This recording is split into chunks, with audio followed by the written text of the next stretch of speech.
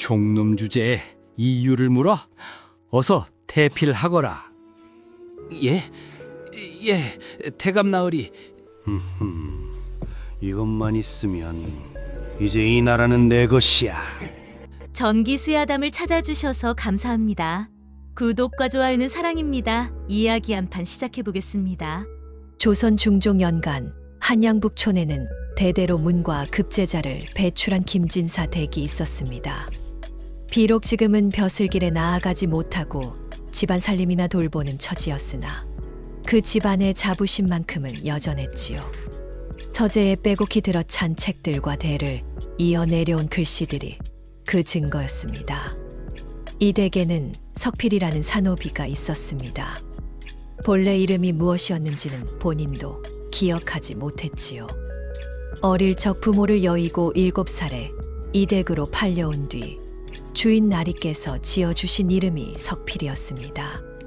이제 20이 넘은 나이였습니다. 석필의 일은 단순했습니다. 서재를 청소하고 먹을 갈고 붓을 손질하고 종이를 정돈하는 것. 글을 읽을 줄 모르는 천한 놈이 할 수 있는 일이란 그런 것들뿐이었지요. 김진사는 종종 석필을 보며 아까워하는 눈빛을 보냈습니다.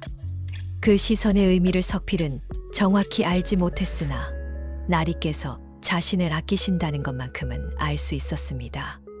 다른 종들처럼 매질을 당하거나 굶주리지 않아도 되는 것이 얼마나 큰 은혜인지 석필은 잘 알았지요. 그래서 더욱 조심스럽게 일했습니다. 먹을 갈 때는 물의 양을 정확히 맞추고 붓을 닦을 때는 털 하나 상하지 않도록 세심하게 다뤘지요. 어느 가을날이었습니다. 김진사가 서재에서 글씨 연습을 하고 있었는데 석필은 평소처럼 먹을 갈며 곁에서 시중을 들고 있었지요. 김진사의 붓끝에서 흘러나오는 글씨를 석필은 멍하니 바라보았습니다. 글자의 뜻은 몰라도 그 모양만큼은 눈에 들어왔지요. 검은 먹물이 하얀 종이 위에 스며드는 모습이 참으로 묘했습니다. 붓이 지나간 자리마다 굵고 가는 선이 생겨났고 획이 꺾이는 부분에서는 먹물이 잠깐 고였다가 다시 흘러갔습니다. 석필의 눈은 그 모든 움직임을 놓치지 않고 쫓아갔지요. 김진사가 붓을 내려놓고 한숨을 쉬었습니다. 쓴 글씨가 마음에 들지 않는 모양이었지요. 석필은 조심스럽게 새 종이를 펼쳐 올렸습니다. 김진사가 다시 붓을 들어 같은 글자를 썼는데 이번에도 마음에 들지 않았는지 종이를 구겨버렸습니다. 어찌 써도 선친의 필체를 따라갈 수 없구나. 김진사가 중얼거렸고 석필은 고개를 숙인 채 대답 없이 서 있었습니다. 글씨를 못 쓰는 것이 얼마나 괴로운 일인지는 몰랐으나 나리의 탄식에는 깊은 슬픔이 담겨 있다는 것쯤은 알 수 있었지요. 그날 밤 석필은 서재를 정리하다가 김진사가 구겨버린 종이들을 주웠습니다. 버릴 것이니 가져가도 상관없으리라 생각했지요. 석필은 그 종이들을 펼쳐 하나하나 들여다보았습니다. 글자의 뜻은 몰라도 그 모양은 또렷이 기억났습니다. 문득 이상한 충동이 일었습니다. 석필은 주변을 둘러보고는 낡은 붓 한 자루를 집어들었지요. 먹물을 적셔 조심스럽게 종이 위에 붓을 댔습니다. 손이 떨렸습니다.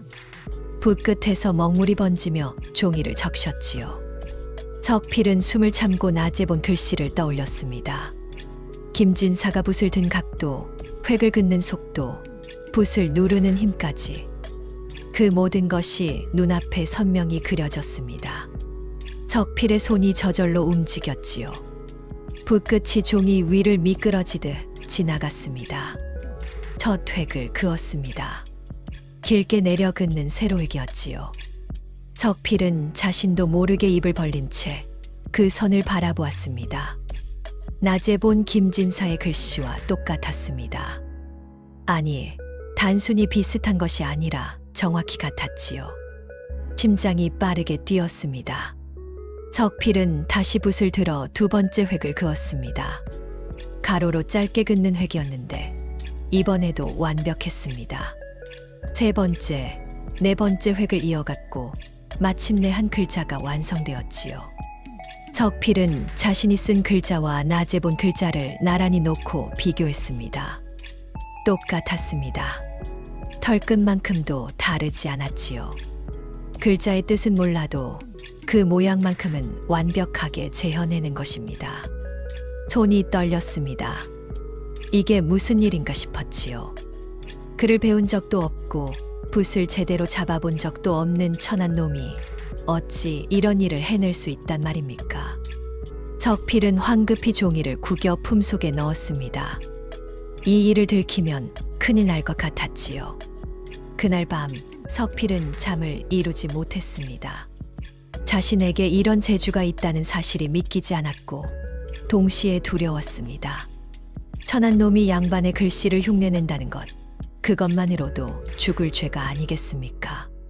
하지만 며칠이 지나자 그 두려움은 호기심으로 바뀌었습니다.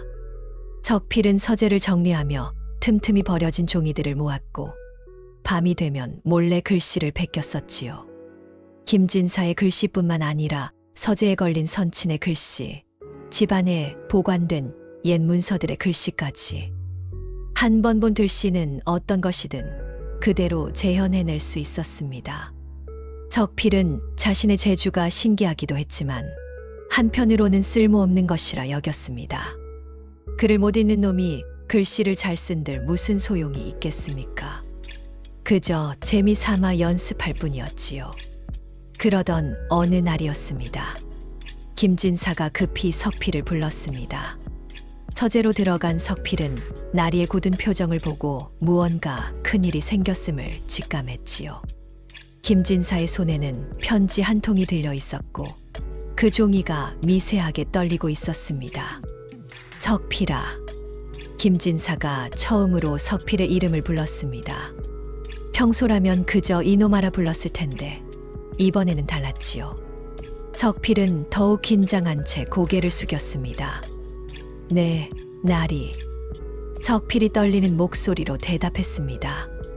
내 손재주를 내 눈이 놓치지 않았다.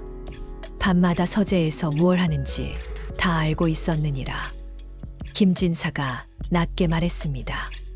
석필의 등에 식은땀이 흘렀습니다. 들켰습니다. 죽을 줄 알았지요. 석필은 바닥에 엎드려 용서를 빌 준비를 했습니다. 그런데 김진사의 다음 말은 뜻밖이었습니다. 내 재주가 필요하다. 나를 도와주겠느냐? 김진사가 물었고 석필은 고개를 들어 나리를 바라보았습니다. 김진사의 얼굴에는 절박함이 서려 있었고 그 눈빛은 석필에게 무언가를 간절히 바라고 있었습니다. 석필은 그 순간 자신의 운명이 바뀌고 있음을 느꼈습니다. 김진사는 석필을 서재 한쪽 구석으로 끌고 갔습니다.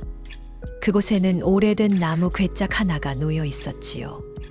김진사가 괴짝을 열자 그 안에서 묵은 종이 냄새가 피어올랐습니다. 여러 문서들이 정갈하게 쌓여 있었습니다. 김진사가 문서 하나를 꺼내 석필에게 내밀었습니다.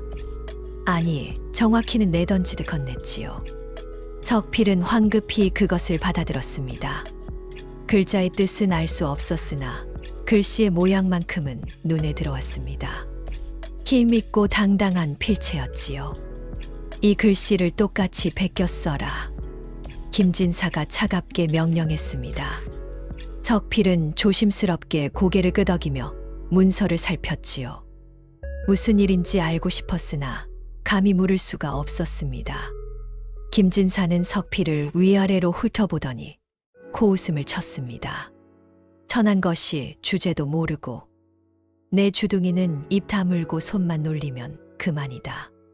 김진사가 냉소를 띠며 말했습니다. 석필의 가슴이 서늘해졌지요. 나으리께서 자신을 아껴주신다고 생각했던 것이 얼마나 어리석은 착각이었는지 깨달았습니다. 김진사에게 석필은 그저 쓸모있는 도구에 불과했지요. 김진사가 다시 괴짝을 뒤지더니 낡은 종이 한 장을 더 꺼냈습니다. 그 종이에는 붉은 도장 자국이 찍혀 있었지요. 네모난 모양 안에 새겨진 글자들이 선명했습니다.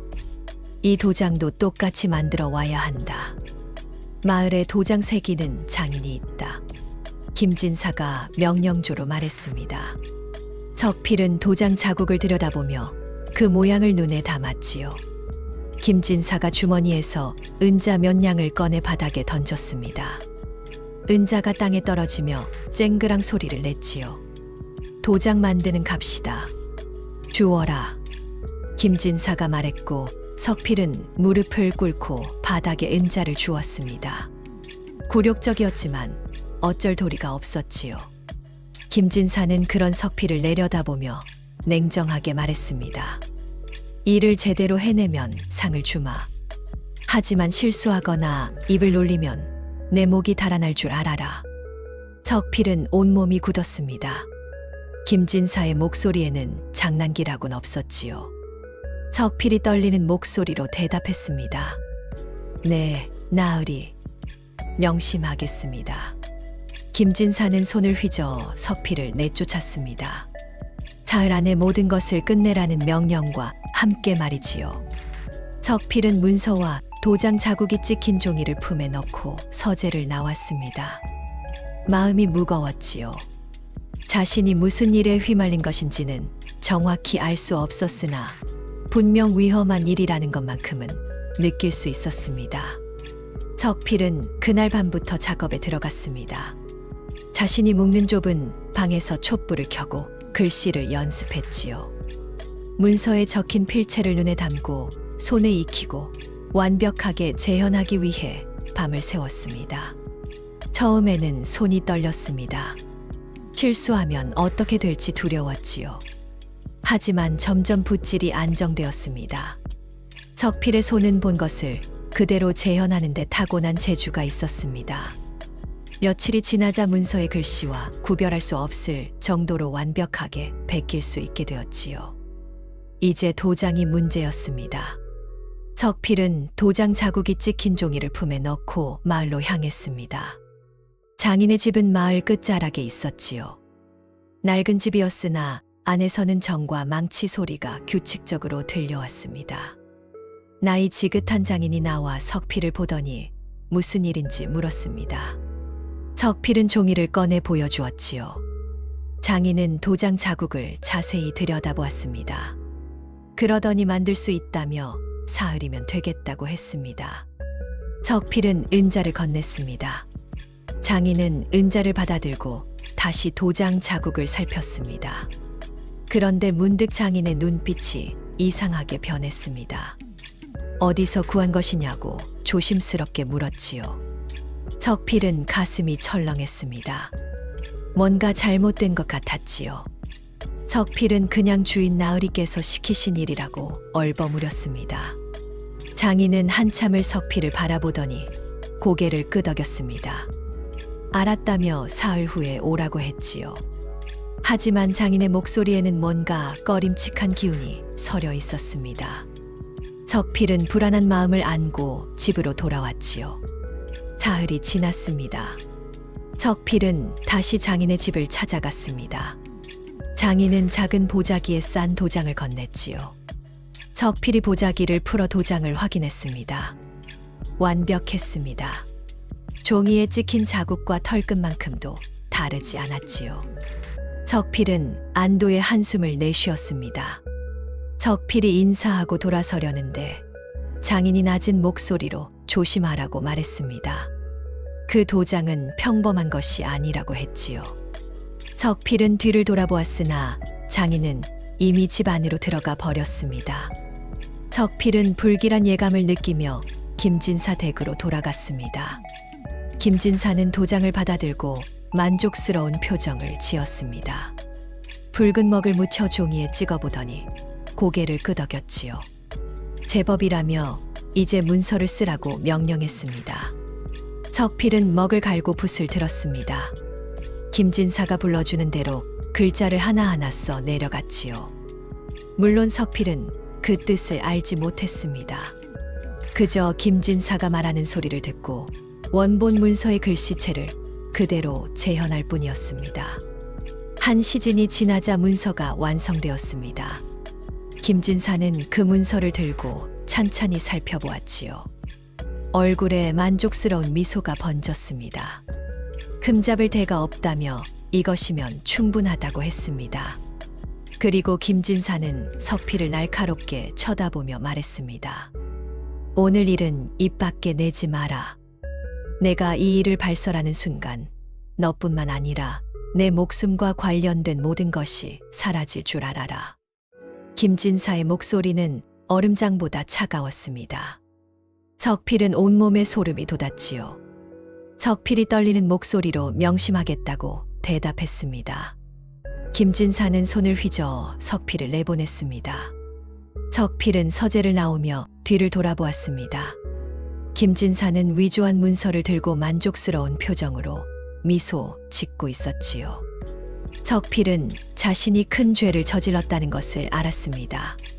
하지만 어쩔 수 없었습니다. 거부할 수도 도망칠 수도 없었지요.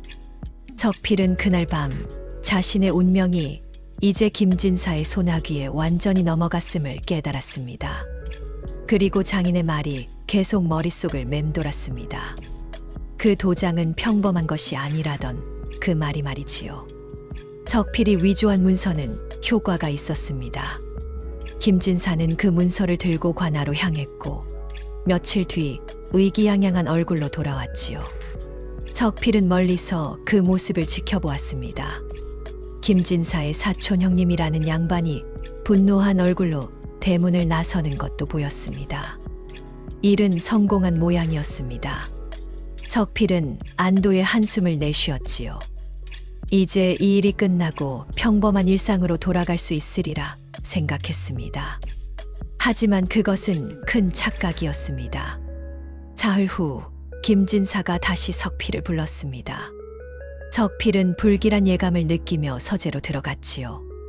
김진사의 얼굴에는 만족스러운 미소가 가득했습니다. 내 솜씨 덕에 땅을 되찾았다며 칭찬 아닌 칭찬을 했지요. 석필은 고개를 숙인 채 대답했습니다. 이제 끝났으니 본래 일로 돌아가도 되겠냐고 조심스럽게 물으려 했으나 김진사가 먼저 입을 열었습니다. 이번엔 더 큰 일을 맡겨야겠다는 말이었지요. 석필의 심장이 덜컥 내려앉았습니다. 더 큰 일이라니 무슨 말입니까? 김진사는 책상 서랍에서 두툼한 문서 뭉치를 꺼냈지요. 이번에는 채무 문서다. 세 사람의 문서가 필요하니 이 글씨들을 보고 똑같이 만들어라. 김진사가 명령했습니다.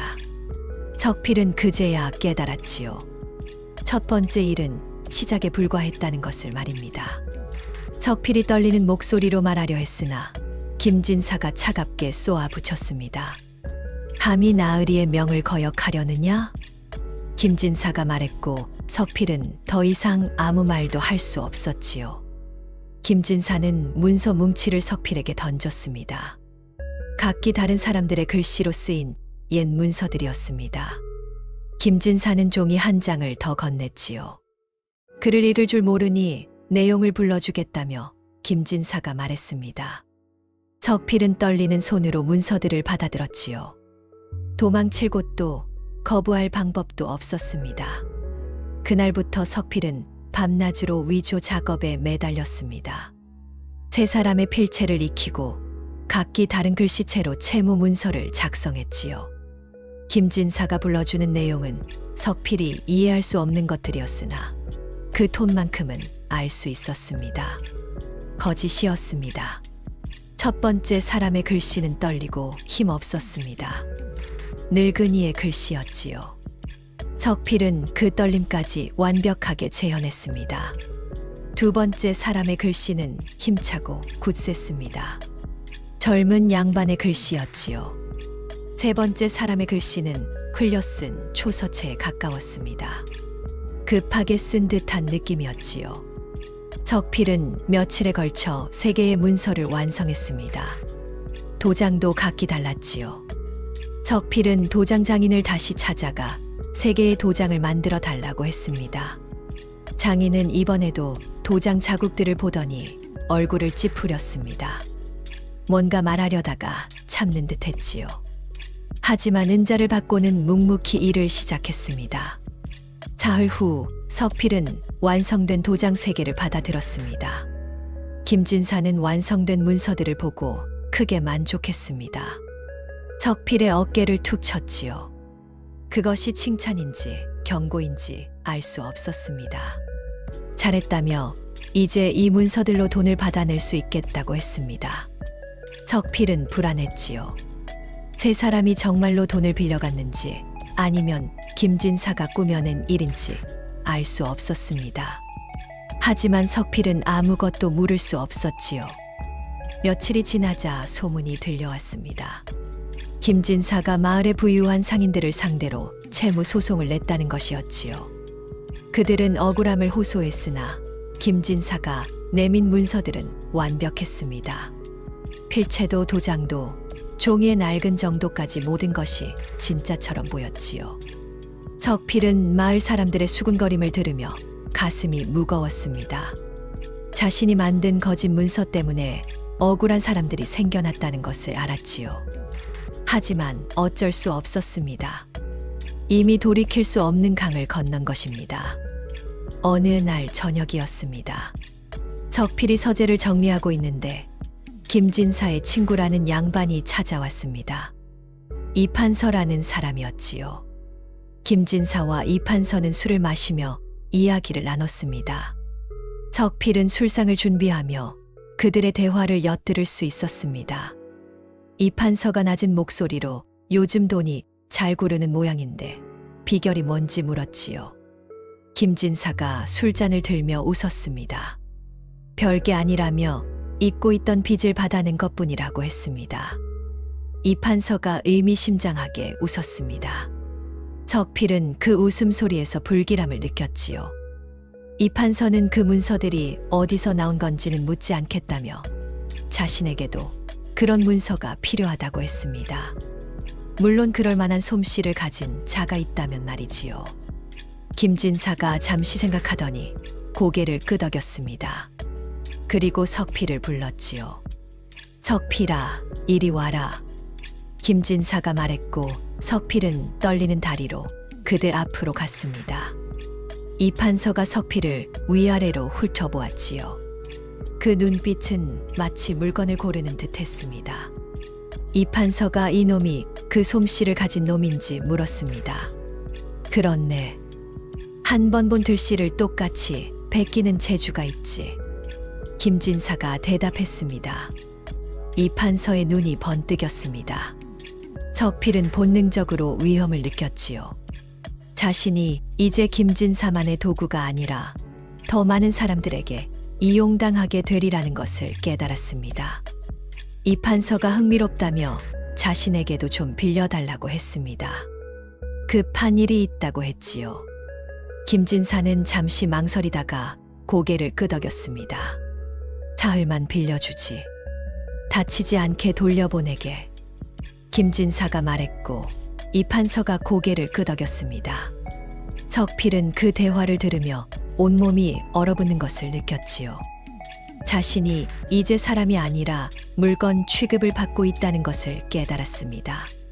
그날 밤 석필은 잠을 이룰 수 없었습니다. 자신의 재주가 축복이 아니라 저주라는 것을, 그리고 이 일이 점점 더 깊은 수렁으로 빠져든다는 것을 느꼈지요. 김진사의 탐욕은 끝이 없었고 이제 다른 양반들까지 석필을 탐내기 시작했습니다. 석필은 창밖을 바라보았습니다. 달빛이 차갑게 내려앉아 있었지요. 도망치고 싶었습니다. 하지만 어디로 가겠습니까? 노비는 주인 없이 살 수 없었고 도망치면 잡혀 죽을 것이 뻔했습니다. 석필은 자신이 만든 위조 문서들이 점점 더 큰 죄악으로 쌓여간다는 것을 느꼈지요. 다음 날 아침 석필은 김진사의 명령으로 이판서의 저택으로 끌려갔습니다. 이판서의 집은 김진사 댁보다 훨씬 컸지요. 높은 담장과 웅장한 대문이 그 집안의 권세를 말해주고 있었습니다. 이판서는 석필을 서재로 데려갔습니다. 그곳에는 온갖 문서들이 쌓여 있었지요. 이판서가 그중 하나를 꺼내 석필 앞에 던졌습니다. 이 글씨를 베껴라. 열흘 안에 5장의 문서가 필요하다. 이 판서가 차갑게 명령했습니다. 석필은 떨리는 손으로 문서를 집어들었지요. 글자의 뜻은 알 수 없었으나 필체는 또렷이 보였습니다. 힘있고 단정한 글씨였습니다. 석필이 조심스럽게 고개를 들어 이 판서를 바라보았습니다. 무슨 내용인지 물어보고 싶었으나 입이 떨어지지 않았지요. 이 판서는 석필의 눈빛을 보고는 비웃듯 말했습니다. 내가 알 필요 없는 일이니 시키는 대로만 하라는 말이었습니다. 이 판서의 목소리에는 김진사보다 더한 냉기가 서려 있었습니다. 석필은 고개를 숙였지요. 이 판서가 종이 한 뭉치를 건네며 이 내용대로 써야 한다고, 글을 모르니 불러주겠다고 말했습니다. 석필은 붓을 들었습니다. 이 판서가 천천히 내용을 불러주기 시작했지요. 석필은 그 말을 듣고 글자를 써 내려갔습니다. 하지만 이상한 점이 있었습니다. 이 판서가 불러주는 내용 중에 작구 같은 이름이 나왔지요. 정승판이라는 이름이었습니다. 글자의 뜻은 몰라도 같은 소리가 반복되니 기억에 남았습니다. 며칠이 지났습니다. 석필은 이 판서의 서재에 갇혀 밤낮으로 문서를 베껴 썼습니다. 밥은 하루 2번 들어왔고 잠은 서재 바닥에서 잤지요. 이 판서는 가끔 들어와 작업 상황을 확인하며 빨리 끝내라고 협박했습니다. 늦으면 목이 달아날 줄 알라는 말이었지요. 석필은 필사적으로 붓을 움직였습니다. 손가락에 물집이 잡히고 손목이 저렸지만 멈출 수 없었습니다. 어느 날 밤이었습니다. 석필이 문서를 쓰다가 잠깐 쉬고 있는데 서재 밖에서 소리가 들렸습니다. 이 판서와 누군가가 대화하는 소리였지요. 석필은 귀를 기울였습니다. 낯선 목소리가 정승판 대감을 끌어내리려면 확실한 증거가 필요하다고 말했습니다. 석필은 깜짝 놀랐지요. 정승판, 바로 자신이 문서에 계속 써 넣던 그 이름이었습니다. 이 판서가 염려 말라고 했습니다. 이 문서들이면 충분하다고, 정승판이 역적과 내통했다는 증거가 될 것이라고 했지요. 석필은 온몸에 소름이 돋았습니다. 역적과 내통했다는 증거라니 그것은 영모였습니다.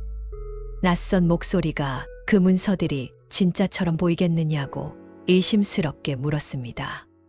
이 판서는 자신에게 특별한 솜씨를 가진 자가 있다며 그놈이 만든 문서는 진짜와 구별할 수 없다고 자신 있게 말했지요. 석필은 가슴이 철렁 내려앉았습니다. 자신이 만드는 문서가 역모를 꾸미는 데 쓰인다는 것을 깨달았지요. 낯선 목소리가 정승판이 쓰러지면 그 자리를 누가 차지하느냐고 물었습니다. 이 판서는 당연히 자신이라며 웃었습니다. 2 사람의 발소리가 멀어졌습니다. 석필은 그 자리에 얼어붙은 듯 앉아 있었지요. 자신이 쓴 문서들 때문에 죄 없는 사람이 역적으로 몰려 죽게 된다는 것을 알았습니다. 석필은 도망칠까 생각했습니다. 하지만 이 판서의 저택은 경비가 삼엄했고 도망쳐도 갈 곳이 없었지요. 문서를 망쳐버릴까도 생각했습니다. 하지만 그러면 자신이 죽을 것이 뻔했습니다. 석필은 밤새 고민했으나 답은 나오지 않았지요. 열흘이 지나자 5장의 문서가 모두 완성되었습니다. 이 판서는 문서들을 확인하며 크게 만족했습니다. 훌륭하다며 이것이면 충분하다고 말했지요. 오늘 본 것, 들은 것 모두 잊어라. 내 입에서 한마디라도 새어나가면 내 목숨은 물론이고 김진사, 댁도 무사하지 못할 줄 알아라. 이 판서가 협박했고 석필은 고개를 숙였습니다. 이 판서는 하인을 불러 석필을 김진사 댁으로 돌려보냈지요. 석필은 돌아오는 길에 무겁고 어두운 기분을 느꼈습니다. 자신의 손으로 죄 없는 사람을 죽음으로 몰아넣는 문서를 만들었다는 죄책감이 가슴을 짓눌렀지요. 김진사는 석필이 돌아오자 만족스러운 표정을 지었습니다. 이 판서에게서 후한 사례를 받은 모양이었지요. 김진사가 석필에게 은자 몇 냥을 던져주며 수고했다고 쉬라고 말했습니다. 석필은 은자를 주워 자신의 방으로 돌아갔습니다. 며칠이 지나자 소문이 들려왔지요. 정승판 대감이 영모 혐의로 체포되었다는 것이었습니다. 증거 문서가 발견되었다고 했지요. 석필은 그 소문을 듣고 온몸이 떨렸습니다. 마을 사람들은 수군거렸습니다. 정승판은 청렴한 관리로 유명했는데 영모를 꾸몄다니 믿기지 않는다고 말이지요. 하지만 문서라는 증거가 있으니 어쩔 수 없다고들 했습니다. 석필은 그 이야기들을 들으며 가슴이 찢어지는 것 같았습니다. 죄 없는 사람이 자신의 손 때문에 죽게 생겼지요. 석필은 밤마다 악몽에 시달렸습니다. 본 적도 없는 정승판의 얼굴이 꿈에 나타나 석필을 원망했습니다. 석필은 창밖을 바라보며 한숨을 내쉬었습니다. 달은 여전히 차갑게 빛나고 있었지요. 석필은 자신의 재주가 저주라는 것을 다시 한번 깨달았습니다. 이 손재주만 없었다면 이런 죄를 짓지 않아도 되었을 텐데 말입니다. 정승판이 체포된 지 보름이 지났습니다. 석필은 그동안 마음 편히 잠을 잘 수 없었지요. 밤마다 악몽에 시달렸고 낮에는 김진사의 눈치를 살피며 서재일을 했습니다. 그런데 이상한 일이 벌어졌습니다. 김진사 댁에 찾아오는 양반들이 늘어났지요. 처음에는 한두 명이었으나 점점 더 많은 양반들이 김진사를 찾아왔습니다. 석필은 그들이 서재에서 김진사와 무슨 이야기를 나누는지 알 수 있었습니다. 모두 석필의 재주를 빌리러 온 것이었습니다. 이 판서의 일이 성공하자 소문이 퍼진 모양이었지요. 물론 겉으로는 아무도 위조 문서라고 말하지 않았습니다. 하지만 석필은 알았습니다. 그들이 원하는 것이 무엇인지 말이지요. 어느 날 김진사가 석필을 불렀습니다. 서재에는 낯선 양반 3명이 앉아 있었지요. 그들은 석필을 보며 만족스러운 표정을 지었습니다. 마치 좋은 물건을 발견한 듯한 눈빛이었지요. 석필아, 이분들께서 내 솜씨를 보고 싶어 하신다. 김진사가 말했고 석필은 고개를 숙였습니다. 한 양반이 품에서 종이 한 장을 꺼내 석필 앞에 놓았지요. 오래된 편지였습니다. 이 글씨를 그대로 베껴 써보거라. 그 양반이 말했습니다. 석필은 편지를 들여다보았습니다. 흘려 쓴 글씨였지요. 석필은 붓을 들어 종이 위에 글자를 하나 써 내려갔습니다. 그 양반의 눈이 번뜩였습니다. 오, 정말 똑같구먼. 양반이 감탄하며 말했습니다. 다른 양반들도 고개를 끄덕이며 석필이 쓴 글씨를 들여다보았지요. 그들은 만족스러운 표정으로 김진사를 바라보았습니다. 이 아이를 사흘만 빌려주시오. 급한 일이 있소. 한 양반이 말했고 김진사가 고개를 끄덕였습니다. 석필은 그날부터 그 양반의 집으로 끌려갔지요. 또다시 위조 작업이 시작되었습니다. 이번에는 토지 문서였습니다. 석필은 3장의 토지 문서를 만들어야 했지요. 양반은 석필에게 원본 문서를 보여주지도 않았습니다. 그저 자신이 불러주는 대로 쓰라고만 했습니다. 석필은 묻지 않았습니다. 물어봤자 대답도 없고 오히려 화만 낼 것이 뻔했지요. 사흘 후 석필은 다시 김진사 댁으로 돌아왔습니다. 하지만 쉴 틈이 없었습니다. 다음 날 또 다른 양반이 찾아왔고 석필은 또다시 끌려갔지요. 이번에는 채무 문서였습니다. 그 다음 주에는 매매 문서였습니다. 석필은 쉴 틈 없이 여러 양반들의 집을 돌며 위조 작업을 했습니다. 한 달 사이에 10명이 넘는 양반들의 문서를 만들었지요. 석필의 손은 물집으로 뒤덮였고 손목은 항상 저렸습니다. 김진사는 매번 석필이 돌아올 때마다 사례금을 받았습니다. 은자가 쌓여갔지요. 김진사는 기뻐했으나 석필은 점점 더 괴로워졌습니다. 자신의 손으로 만든 거짓 문서들이 얼마나 많은 사람들을 해치고 있는지 알 수 없었지요. 어느 날 밤이었습니다. 석필이 자신의 방에서 쉬고 있는데 마당에서 소리가 들렸습니다. 석필은 창틈으로 밖을 내다보았지요. 김진사와 낯선 남자가 대화하고 있었습니다. 그 남자는 양반 차림이 아니었습니다. 평민 복장이었지요. 하지만 말투는 예사롭지 않았습니다. 남자가 김진사에게 무언가를 건네고 있었습니다. 주머니처럼 보였지요. 김진사가 주머니를 받아들며 고개를 끄덕였습니다. 남자가 낮은 목소리로 무언가를 말했습니다. 석필은 귀를 기울였으나 잘 들리지 않았지요. 하지만 몇 마디는 들렸습니다. 임금께 올릴 상소문. 석필은 깜짝 놀랐습니다. 임금께 올릴 상소문이라니 그것은 보통 일이 아니었지요. 남자가 계속 말했습니다. 역적의 이름을 넣어야 하오. 석필의 등에 식은땀이 흘렀습니다. 또 역모였습니다. 이번에는 임금께 올리는 상소문에 거짓을 넣으려는 것이었지요. 남자와 김진사의 대화가 끝났습니다. 남자가 사라지고 김진사는 주머니를 품에 넣고 집 안으로 들어갔습니다. 석필은 온몸이 떨렸습니다. 이번 일은 정승판 때보다 더 위험했습니다. 임금께 올리는 문서를 위조한다는 것은 역모 중의 역모였지요. 들키면 삼족이 멸할 일이었습니다. 다음 날 아침 김진사가 석필을 불렀습니다. 석필아, 중요한 일이 생겼다.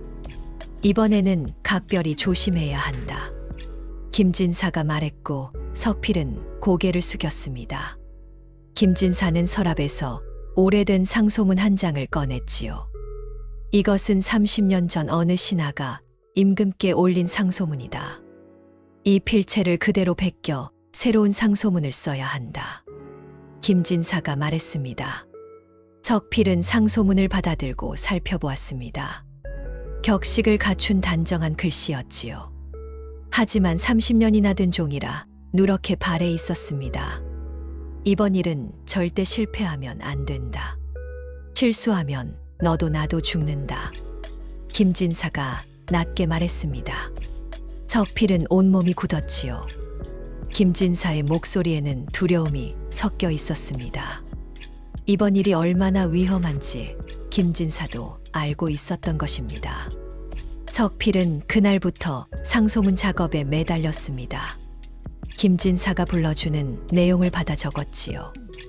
내용 중에는 여러 신하들의 이름이 나왔습니다. 그들이 역적과 내통했다는 내용이었습니다. 석필은 알았습니다. 이 상소문이 임금께 전달되면 그 신하들은 모두 역적으로 몰려 죽게 될 것이라는 것을 말이지요. 하지만 석필은 붓을 멈출 수 없었습니다. 멈추면 자신이 죽을 터였습니다. 며칠이 지나 상소문이 완성되었습니다. 김진사는 상소문을 보며 만족스러운 표정을 지었지요.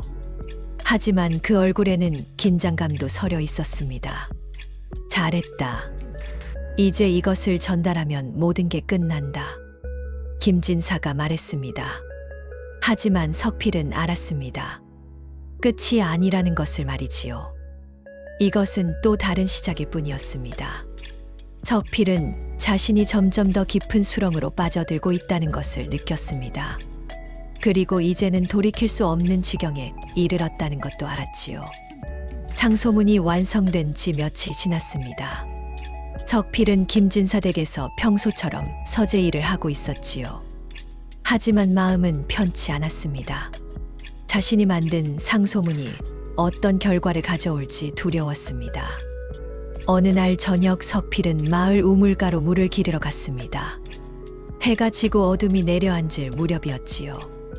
석필이 물동이를 채우고 있는데 누군가 뒤에서 낮은 목소리로 불렀습니다. 석필이 아니냐는 말이었습니다. 석필은 깜짝 놀라 뒤를 돌아보았습니다. 어둠 속에서 한 노인이 서 있었지요. 자세히 보니 도장 장인이었습니다. 석필에게 여러 번 도장을 만들어준 그 장인 말입니다. 장인은 주변을 둘러보더니 따라오라고 말했습니다. 할 말이 있다고 했지요. 석필은 망설였으나 장인의 눈빛이 심상치 않았습니다. 석필은 물동이를 내려놓고 장인을 따라갔지요. 장인은 마을 외곽의 한적한 곳으로 석필을 데려갔습니다. 아무도 없는 곳이었지요. 장인이 석필을 돌아보며 입을 열었습니다. 내가 만들어 달라던 도장들이 모두 고위 관료들의 것이었다고 말했습니다. 처음에는 그저 이상하다고만 생각했다고 했지요. 하지만 점점 더 많은 도장을 만들어 달라고 했고, 그것도 모두 죽은 사람들이거나 높은 벼슬아치들의 도장이었다고 했습니다. 장인의 목소리에는 걱정이 서려 있었습니다. 며칠 전 관아 포졸들이 내 집에 왔다. 도장 위조에 대해 물었지. 장인이 말했고 석필의 얼굴이 하얗게 질렸습니다. 장인이 한숨을 쉬며 말을 이었습니다. 자신은 모른다고 했지만 포졸들이 다시 올 것이라고 했지요. 이번에는 더 깊이 캐물을 것이라고 했습니다. 석필은 온몸이 떨렸습니다. 들킬 위기였습니다. 관아에서 수사를 시작했다는 것은 누군가 위조 문서를 의심하고 있다는 뜻이었지요. 장인이 심각하게 말했습니다. 자신은 석필이 누구 시키는 대로 한 것이라는 걸 안다고. 하지만 이대로 가다간 석필만 죽는 게 아니라 모두 죽는다고 했습니다. 석필이 어찌 해야 하느냐고 떨리는 목소리로 물었습니다. 장인이 잠시 생각하더니 도망치라고 말했습니다. 지금 당장 이 마을을 떠나라고 했지요. 석필은 고개를 저었습니다. 도망칠 곳이 없었지요. 노비가 어디로 도망칩니까? 잡히면 죽을 것이 뻔했습니다. 장인은 도망치지 않으면 어차피 죽는다며 도망치면 살 가능성이라도 있지 않겠느냐고 말했습니다.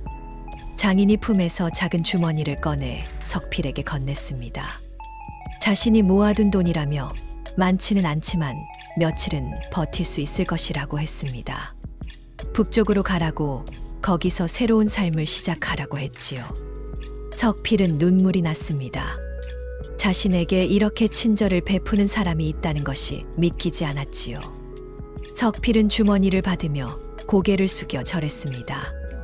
은혜 잊지 않겠다고 말했습니다. 장인이 석필의 어깨를 가만히 두드리고는 조용히 사라졌지요. 석필은 그 자리에 한참을 서 있었습니다. 도망쳐야 할까, 아니면 그대로 있어야 할까? 마음이 혼란스러웠지요. 석필은 일단 김진사 댁으로 돌아갔습니다. 하지만 댁 안 분위기가 심상치 않았습니다. 김진사가 서재에서 누군가와 다투는 소리가 들렸지요. 석필은 조심스럽게 다가가 귀를 기울였습니다. 김진사가 소리쳤습니다. 관아에서 조사를 시작했다니 누가 고발했냐는 말이었지요. 다른 목소리가 대답했습니다. 이 판서였습니다. 정승판의 아들이 상소문의 필체가 이상하다며 문제를 제기했다고 전문가를 불러 조사 중이라고 했습니다. 김진사가 무언가를 내던지는 소리가 들렸습니다. 그럼 자신들이 만든 문서들이 모두 들통날 수 있냐고 다급하게 물었지요. 이 판서가 잠시 침묵하더니 그럴 가능성이 높다고 대답했습니다.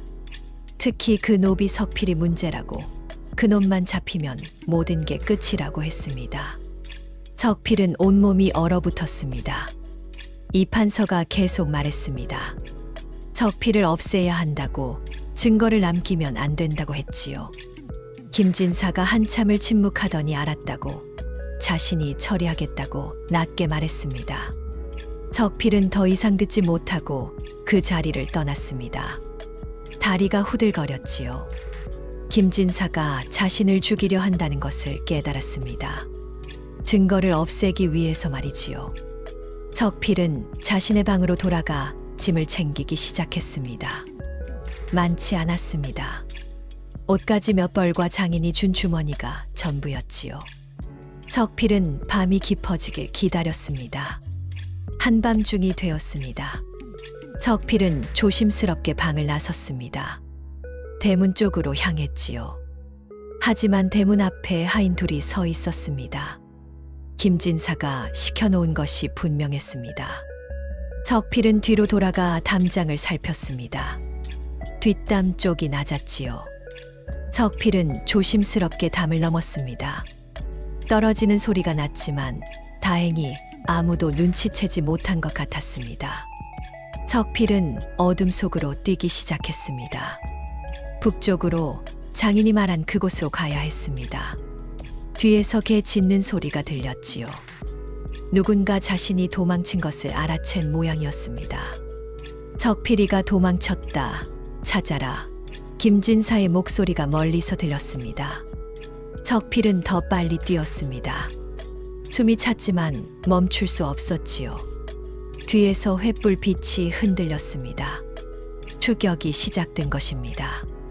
석필은 산으로 향했습니다. 어둠 속에서 나무와 바위에 부딪혀 넘어졌지만 일어나서 계속 뛰었지요.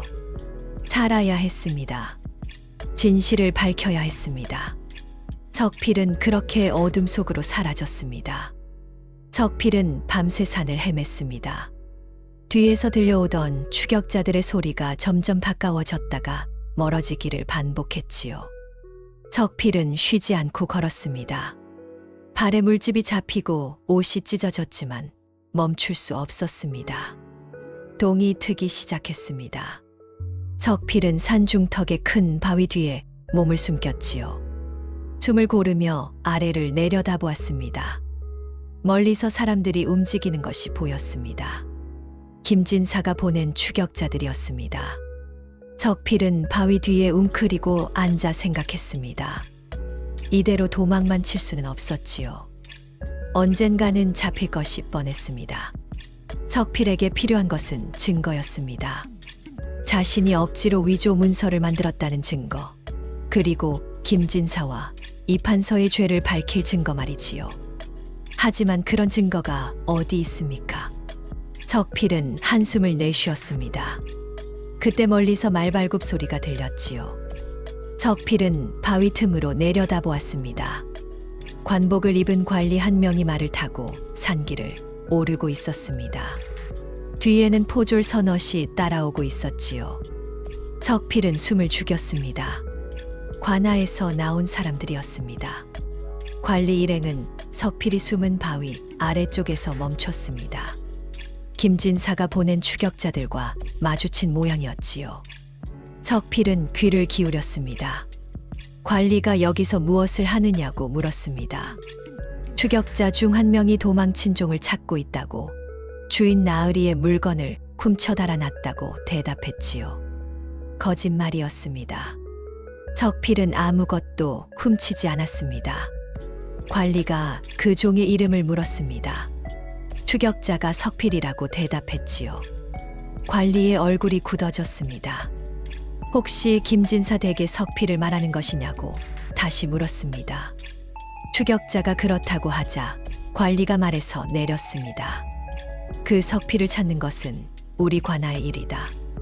너희는 물러가라. 관리가 단호하게 말했습니다. 추격자들이 당황하며 서로를 바라보았지요. 추격자가 그놈은 자기 대개종이라며 주인이 처리할 일이라고 말하려 했으나 관리가 손을 들어 막았습니다. 석필은 중요한 증인이라고, 위조 문서 사건과 관련이 있다고 관리가 말했습니다. 관아의 명령이니 당장 물러가라고 했지요. 관리의 목소리에는 권위가 서려 있었습니다. 추격자들은 더 이상 버티지 못하고 물러났습니다.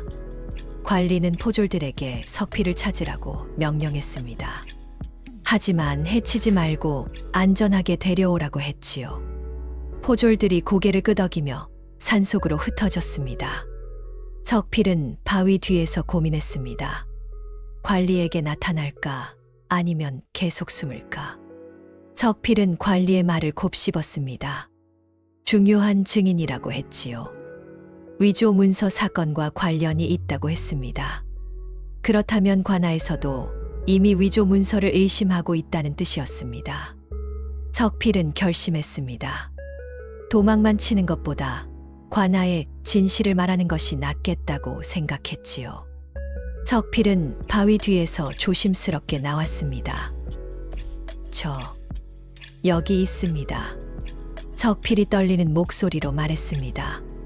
관리와 포졸들이 놀라 석필을 바라보았지요. 관리가 천천히 다가왔습니다. 내가 석필이냐고 물었고 석필이 고개를 끄덕였습니다. 관리는 석필을 찬찬히 살펴보았습니다.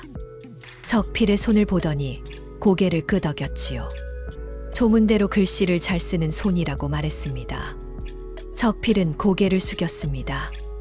관리가 석필에게 다가와 낮은 목소리로 물었습니다. 김진사와 이판서가 너를 시켜 위조 문서를 만들었느냐? 관리의 물음에 석필은 잠시 망설였습니다.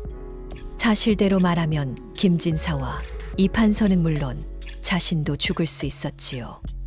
하지만 거짓말을 하면 죄 없는 사람들이 계속 고통받을 것이었습니다. 석필은 고개를 들어 관리를 똑바로 바라보았습니다. 그렇습니다. 저는 그들이 시키는 대로 문서를 위조했습니다. 석필이 대답했습니다. 관리의 얼굴에 안도의 빛이 스쳤지요. 잘 말해주었다며 이제 안전하니 함께 관하로 가자고 말했습니다. 포졸 하나가 석필에게 물을 건넸습니다.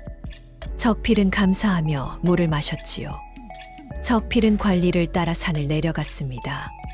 하지만 마음 한구석이 무거웠습니다. 이제 진실이 밝혀지면 김진사와 이판서뿐만 아니라 자신도 벌을 받을 것이었지요. 하지만 석필은 이것이 옳은 일이라고 생각했습니다. 더 이상 죄 없는 사람들이 고통받아서는 안 되었습니다. 산 아래에 다다랐을 때였습니다. 갑자기 숲속에서 화살이 날아왔습니다. 포졸 한 명이 화살을 맞고 쓰러졌지요. 관리가 매복이라고 소리치며 몸을 숨기라고 외쳤습니다. 석필은 황급히 나무 뒤로 몸을 숨겼습니다. 숲속에서 검은 옷을 입은 자객들이 나타났지요. 그들은 칼을 들고 관리 일행을 공격했습니다. 김진사와 이판서가 보낸 자객들이 분명했습니다. 포졸들이 칼을 빼들고 맞섰으나 자객들의 숫자가 많았습니다. 관리가 석필을 향해 소리쳤습니다. 석필아, 도망쳐라. 살아서 진실을 밝혀야 한다. 관리의 외침에 석필은 망설였습니다. 하지만 관리의 눈빛이 단호했지요. 석필은 고개를 끄덕이고 다시 산속으로 뛰어 올라갔습니다. 뒤에서 칼 부딪히는 소리와 비명소리가 들렸습니다. 석필은 눈물을 흘리며 뛰었지요. 자신 때문에 사람들이 죽어가고 있었습니다. 자객 둘이 석필을 쫓아왔습니다. 석필은 필사적으로 달렸습니다. 앞에 절벽이 나타났습니다. 아래로는 깊은 계곡이 보였지요. 석필은 더 이상 갈 곳이 없었습니다. 자객들이 다가왔습니다. 석필은 절벽 끝에 서서 뒤를 돌아보았습니다. 자객들이 칼을 들고 천천히 다가왔습니다. 석필은 뒤를 돌아 계곡을 내려다보았지요. 물소리가 멀리서 들렸습니다. 석필은 마지막 결심을 했습니다. 잡혀 죽는 것보다 뛰어내려 살 가능성에 걸어보기로 말이지요. 석필은 숨을 크게 들이마시고 절벽에서 뛰어내렸습니다. 바람이 얼굴을 때렸고 세상이 빙글빙글 돌았습니다. 그리고 차가운 물속으로 떨어졌지요. 석필은 차가운 물속에서 정신을 잃었습니다. 얼마나 시간이 지났을까요? 석필은 천천히 눈을 떴습니다. 온몸이 욱신거렸지요. 석필은 물가에 누워 있었습니다. 하늘을 올려다보니 해가 중천에 떠 있었습니다. 아침에 뛰어내렸으니 한나절은 지난 모양이었지요. 석필은 몸을 일으키려 했으나 팔에 통증이 느껴졌습니다. 다친 것 같았습니다. 석필은 천천히 주변을 살폈습니다. 계곡 아래쪽이었지요. 물살에 떠내려온 모양이었습니다. 다행히 살았습니다. 석필은 하늘에 감사했지요.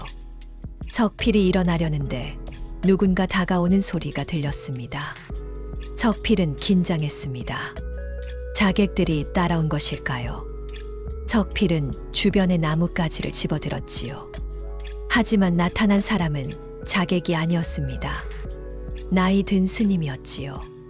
스님은 석필을 보더니 놀란 표정을 지었습니다. 여기서 사람을 보다니 신기하다는 표정이었습니다. 스님이 다가와 석필의 상처를 살피더니 혀를 찼습니다. 많이 다쳤다며 절로 가자고 치료해 주겠다고 말했지요. 석필은 고개를 끄덕였습니다. 스님의 도움을 받아 일어섰습니다. 1시경쯤 걸었을까요? 산속 깊은 곳에 작은 절이 나타났습니다. 낡았지만 단정하게 관리된 절이었지요. 스님은 석필을 요사체로 데려가 누였습니다. 스님은 약초를 찧어 석필의 상처에 발랐습니다. 따끔했지만 참을 만했지요. 스님이 붕대를 감으며 무슨 일로 계곡에 떨어진 것이냐고 물었습니다. 석필은 망설였습니다. 사실대로 말해야 할까요? 하지만 스님의 눈빛이 온화했습니다. 석필은 천천히 자신의 이야기를 꺼냈지요. 위조 문서를 만든 일, 김진사와 이판서에게 이용당한 일, 도망치다가 절벽에서 뛰어내린 일까지 모두 말했습니다. 스님은 묵묵히 듣고 있었습니다. 석필의 이야기가 끝나자 한숨을 내쉬며 말했지요. 참으로 기구한 인연이라고, 하지만 진실을 말하기로 결심한 것은 잘한 일이라고 했습니다. 스님이 계속 말했습니다. 이 절에는 자신 혼자뿐이라고, 한동안 여기서 쉬어가라고, 상처가 아물 때까지는 움직이지 않는 게 좋겠다고 했지요. 석필은 감사하며 고개를 숙였습니다. 스님은 석필에게 죽 한 그릇을 가져다 주었습니다. 석필은 죽을 먹으며 눈물이 났지요. 도망치느라 제대로 먹지 못한 지 사흘째였습니다. 며칠이 지났습니다. 석필은 절에서 상처를 치료하며 지냈지요. 스님은 말이 없는 사람이었습니다. 필요한 말만 했고 나머지 시간은 염불을 하거나 절 일을 했습니다. 석필도 몸이 좀 나아지자 스님을 도왔습니다. 마당을 쓸고 물을 깃고 나무를 패는 일을 했지요. 육체 노동을 하며 석필은 마음이 조금씩 편안해졌습니다. 어느 날 저녁이었습니다. 석필과 스님은 법당 앞에 앉아 있었지요. 스님이 조용히 이제 어찌 할 셈이냐고 물었습니다. 관하로 가야 합니다. 진실을 밝혀야 합니다. 석필이 대답했고 스님이 고개를 끄덕였습니다. 용기 있는 결정이지만 위험할 것이라고, 김진사와 이판서가 가만히 있지 않을 것이라고 말했지요. 석필도 알고 있었습니다. 하지만 도망만 칠 수는 없었지요. 정승판 대감과 다른 억울한 분들을 위해서라도 가야 한다고 석필은 단호하게 말했습니다. 스님은 석필을 오래 바라보더니 알겠다고 말했습니다. 자신이 도와주겠다고, 한양으로 가는 길을 알려주고 필요한 것도 챙겨주겠다고 했지요. 석필은 깊이 절했습니다. 스님이 석필을 일으키며 말했습니다. 조심해야 한다고, 김진사와 이판서는 권력이 있는 자들이라 관하에 가기 전에 석필을 죽일 수도 있다고 했지요. 석필은 고개를 끄덕였습니다. 스님이 잠시 생각하더니 안으로 들어갔습니다. 그리고 낡은 보자기에 싼 무언가를 가져왔지요. 보자기를 풀자 오래된 문서 한 장이 나왔습니다.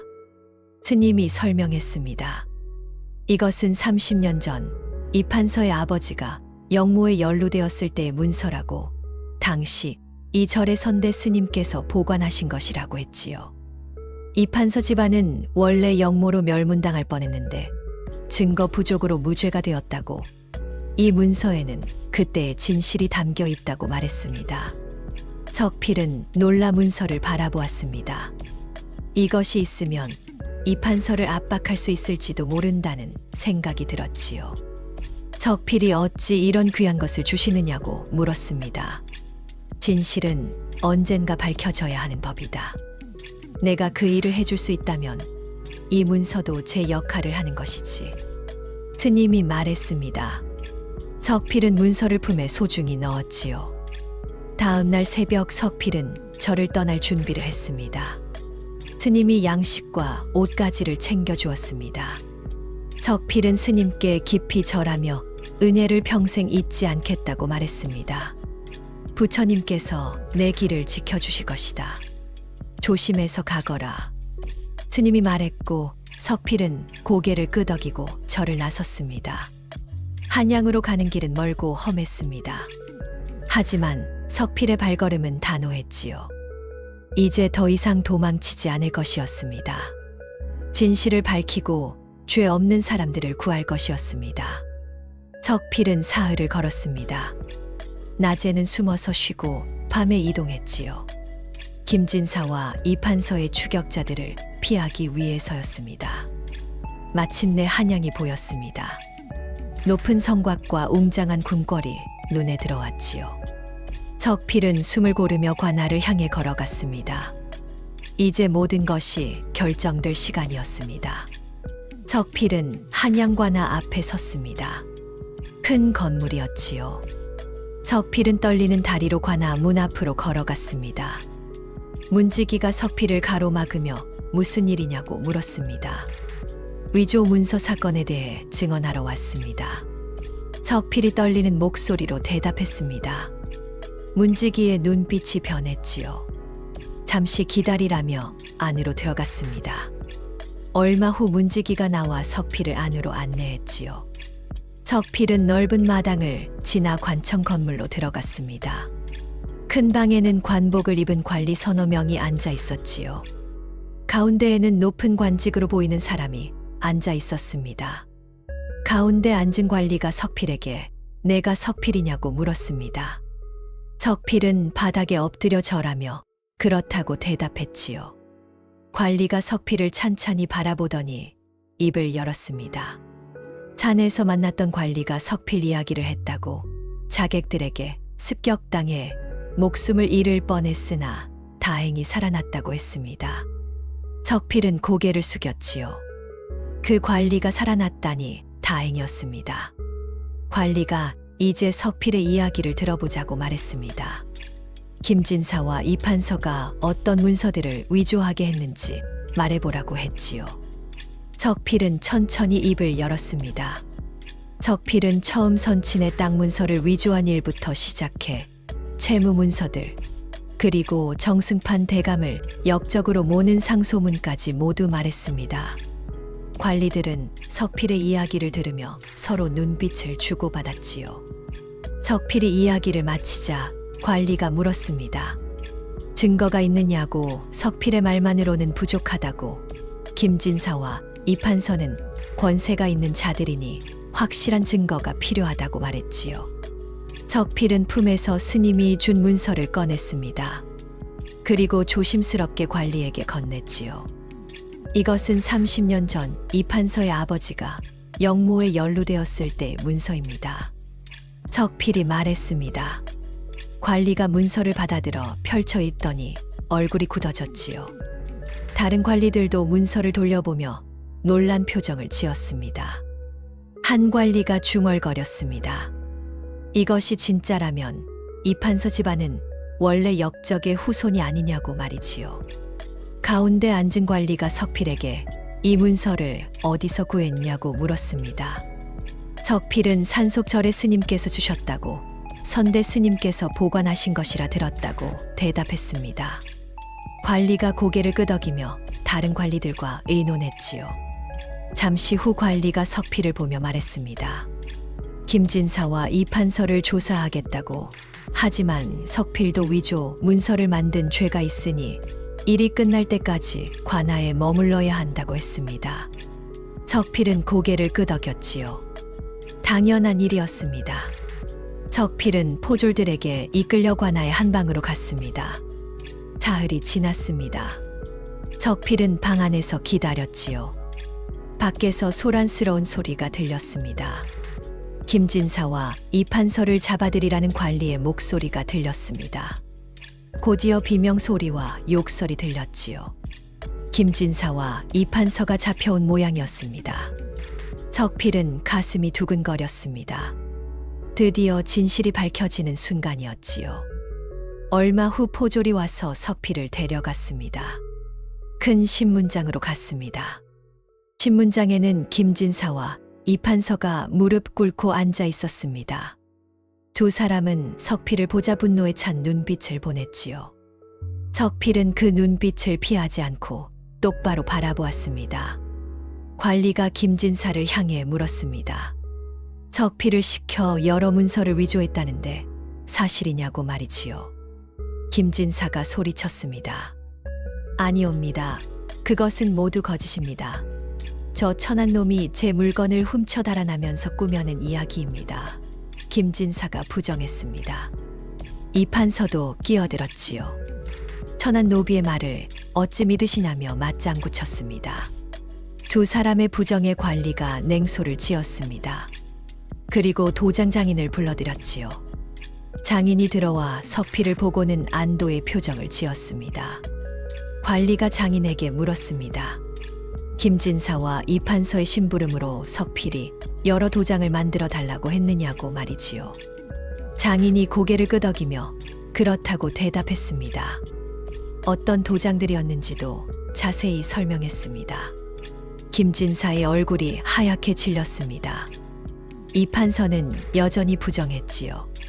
하지만 관리가 스님이 준 문서를 꺼내자 이판서의 얼굴도 새하얗게 변했습니다.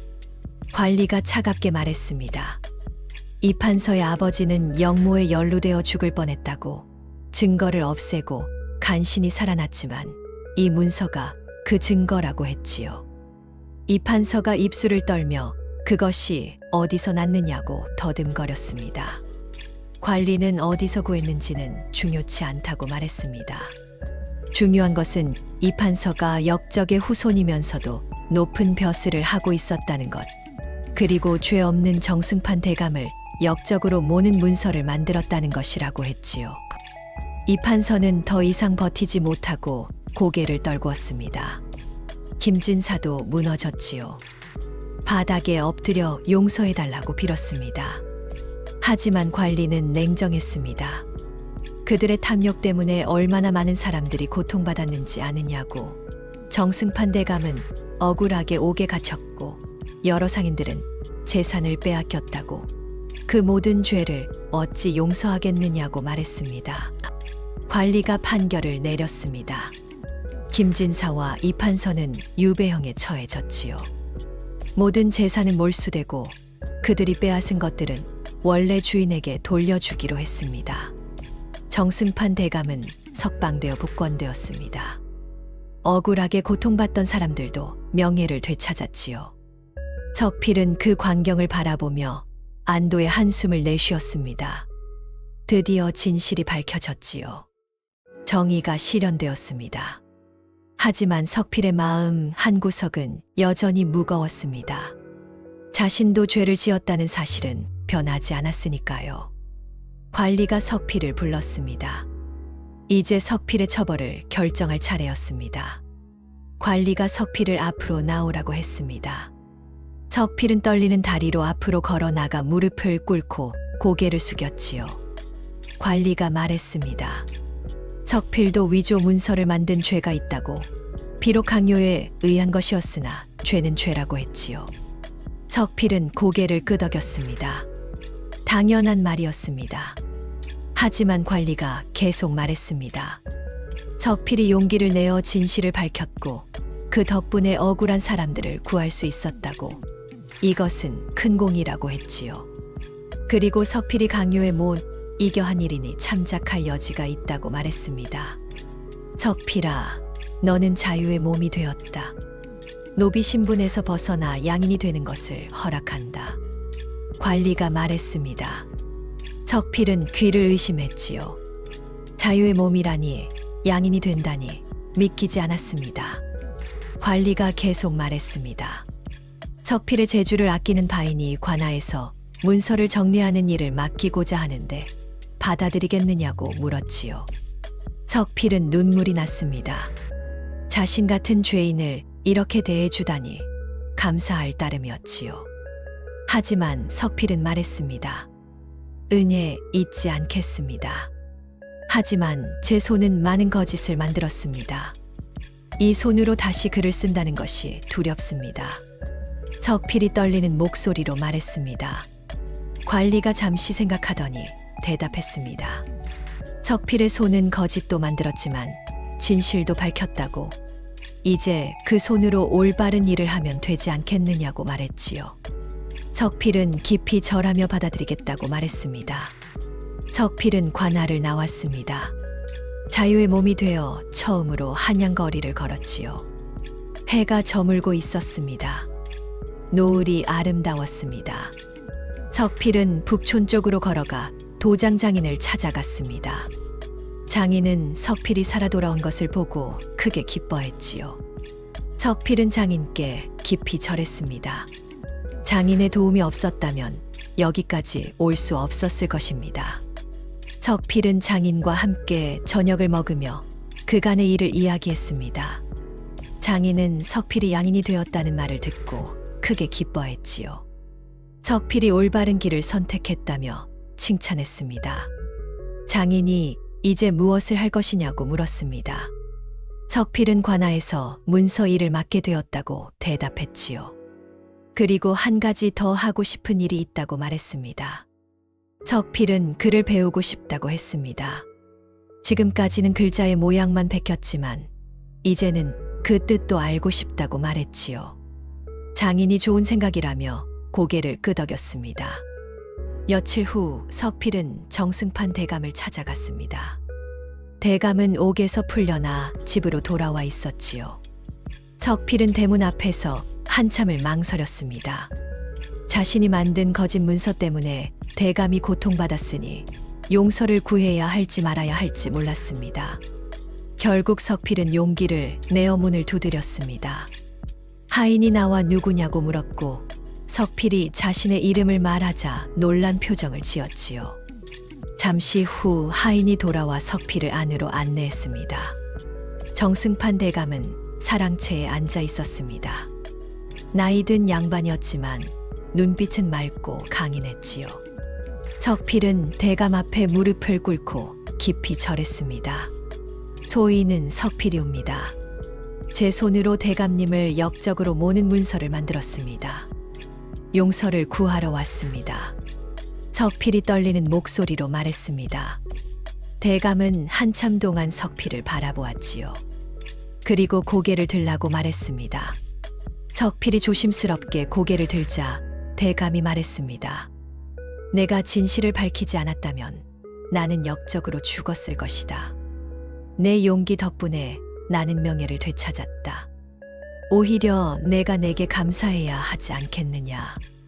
대감의 말에 석필은 눈물이 났습니다. 용서받을 자격이 없다고 생각했는데 오히려 감사하다는 말을 듣다니 믿기지 않았지요. 석필이 처음에 문서를 만든 것은 자신의 손이라고 말하려 했으나 대감이 손을 들어 막았습니다. 강요당의 한 일이라는 것을 안다고 중요한 것은 잘못을 깨닫고 바로잡았다는 것이라고 그것으로 충분하다고 말했지요. 석필은 깊이 절하며 감사의 뜻을 전했습니다. 석필은 대감의 집을 나와 관아로 향했습니다. 이제 새로운 삶이 시작될 것이었지요. 석필은 관아에서 문서를 정리하는 일을 맡았습니다. 낮에는 관아에서 일하고 밤에는 글을 배웠습니다. 몇 달이 지났습니다. 석필은 이제 간단한 글을 읽고 쓸 수 있게 되었지요. 자신이 베껴 쓴 글자들의 뜻을 이제야 알게 되었습니다. 그때 얼마나 무서운 내용들이었는지도 깨달았습니다. 어느 가을날이었습니다. 석필은 산속절을 찾아갔습니다. 은혜를 갚고 싶었지요. 절에 도착하니 스님이 마당을 쓸고 있었습니다. 석필을 알아본 스님의 얼굴에 미소가 번졌습니다. 석필은 스님께 깊이 절하며 그간의 일을 이야기했습니다. 스님은 석필의 이야기를 들으며 고개를 끄덕였지요. 잘했다고, 올바른 길을 선택했다고 말했습니다. 석필은 품에서 보자기를 꺼냈습니다. 그 안에는 쌀과 약간의 돈이 들어 있었지요. 은혜를 조금이나마 갚고자 한다고 말했으나 스님은 손을 내저었습니다.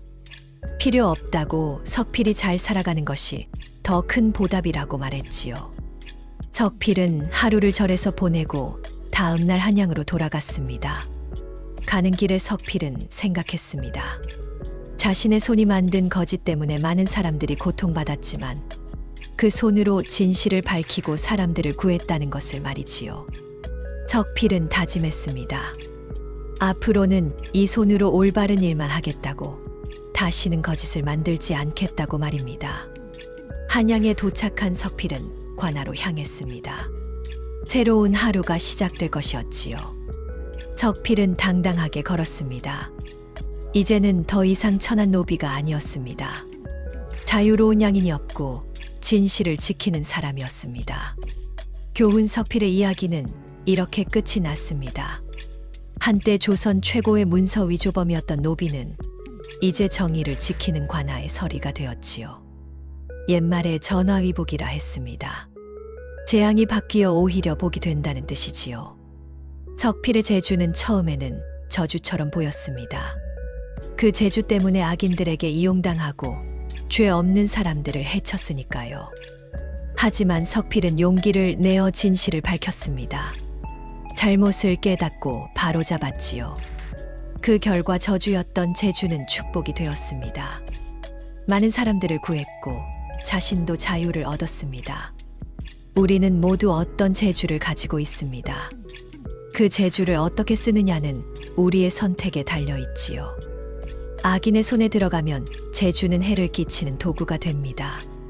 하지만 올바른 마음으로 쓴다면 그 재주는 세상을 이롭게 하는 힘이 됩니다.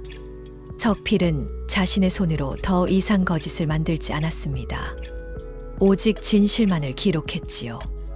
그의 이야기는 한양에 조용히 퍼져나갔습니다. 천한 노비였던 자가 용기로 정의를 세웠다는 이야기로 말입니다.